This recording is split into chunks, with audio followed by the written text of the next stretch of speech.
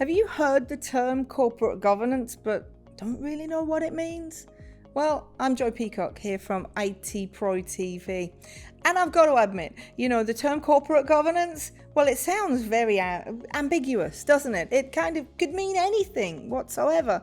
Well, actually, no, we do have a definition of corporate governance. And the definition of corporate governance is, and it's a long one, by the way, the ongoing activity of maintaining a sound system of internal control by which directors and officers of an organization ensure that effective management systems, including financial monitoring and control, have been put in place to protect assets and earnings and capacity and the reputation of the organization.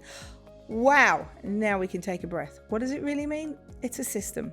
It's a system by which companies are directed and controlled. And the elements of corporate governance include your directors, your remuneration, how much money do we have, accountability, who's responsible for what, and audit, and who's going to make sure that that actually happens. Relations and stakeholders. What about the people that we are in a relationship with, such as our external customers, such as our suppliers as well? And then our institutional shareholders as well, or you might call them stockholders if you are in the US.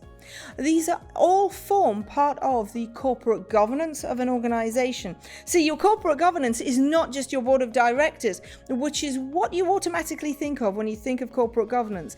It actually means so much more. Now, if you want to know more about corporate governance and any other sort of management structure, then be sure to check out our library here at ITProTV, and I will see you there.